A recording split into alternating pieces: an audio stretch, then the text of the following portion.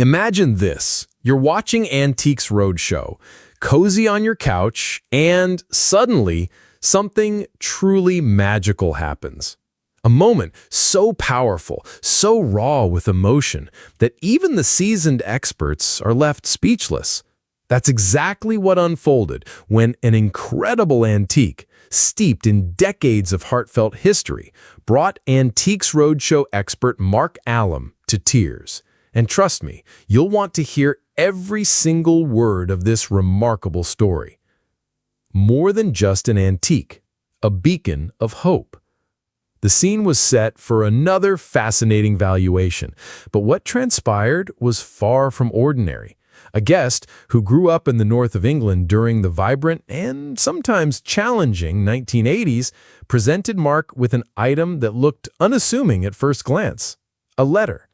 But this wasn't just any letter. This was a direct, handwritten response from the iconic, enigmatic, and utterly brilliant singer-songwriter Kate Bush. As the guest began to share the story behind this precious piece of paper, the air in the room shifted. He spoke with a quiet strength, revealing how, as a fairly isolated young gay man in an era where understanding and acceptance were often hard to come by, he felt a profound sense of loneliness. He had no one to talk to, no one to confide in about his burgeoning sexuality. So, he turned to the most beautiful and purest form of self-expression he knew: poetry. He poured his heart and soul into these poems, a lifeline connecting him to his deepest feelings. And then, with a mix of hope and trepidation, he did something incredibly brave. He sent them out into the world, directly to the one artist whose music truly resonated with his soul: Kate Bush. A reply that changed everything. Can you imagine the sheer disbelief, the rush of emotion when he actually received a reply? "I never expected to get a response," he shared, his voice thick with emotion. "I sent them out there hoping she would read them. I didn't expect to get a reply back at all." But reply she did, and in her touching, deeply personal note, Kate Bush offered not just a thank you, but a profound validation that echoed across the decades. The letter read, "Dear Mark, thank you for your lovely letter. It was good to hear from you. I really liked reading your poems, and you come across as a sensitive, caring person. So much printed information is incorrect, and my music, not what journalists say, is my gift to you, and I know you'll look after that because you'd already said so. I hope you're happy. Lots of love, Kate Bush." Take a moment to let that sink in.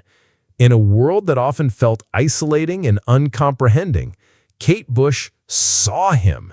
She affirmed his sensitivity, his caring nature, and most importantly, she acknowledged his artistic expression.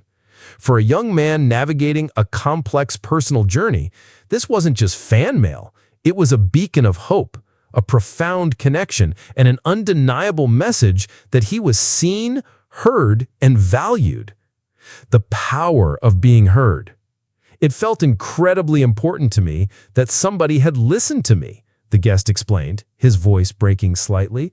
"And you know, just reading that gave me such a boost at the time." Think about that for a moment. 40 years ago, a simple letter, a few heartfelt words, had the power to uplift, to inspire, to provide comfort during a challenging time. It speaks volumes not only about Kate Bush's genuine compassion, but also about the incredible impact art and human connection can have on our lives. He continued, reflecting on her enduring legacy. "This was 40-odd years ago. She's been creating great music since then and is #1 around the world, and that's a testament to the power of the music that she wrote." And he's absolutely right. The longevity and global reach of her music, including the resurgence of Running Up That Hill decades after its release, is a testament to her unique genius and the timeless quality of her art. An expert overcome. Mark Allam's apology. As the story unfolded, it wasn't just the guest who was visibly moved. Mark Allam, usually composed and analytical, found himself completely overcome. You could see the raw emotion etched on his face, a testament to the sheer power of the narrative. He openly praised Kate Bush as one of the greatest musicians ever, clearly taken aback by the deeply personal nature of the note and the profound impact it had on the guest's life. In a rare and incredibly human moment, Mark even apologized for his reaction, calling it melodramatic. But honestly, there was nothing melodramatic about it. It was a genuine, empathetic response to a truly touching story. It was a moment that reminded us all that behind every antique, every item brought onto the show, there's a story, a memory, a piece of someone's life that holds immeasurable value beyond any monetary figure. The true value beyond the price tag. After composing himself, Mark delivered his professional valuation. The letter, he estimated, was worth between £400 and £500.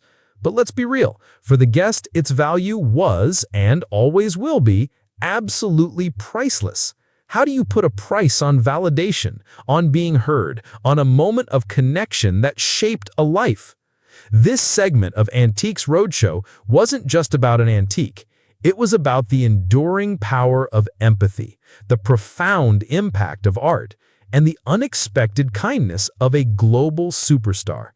It was a beautiful reminder that sometimes the most valuable treasures aren't found in a vault, but in the quiet, heartfelt moments that connect us as humans.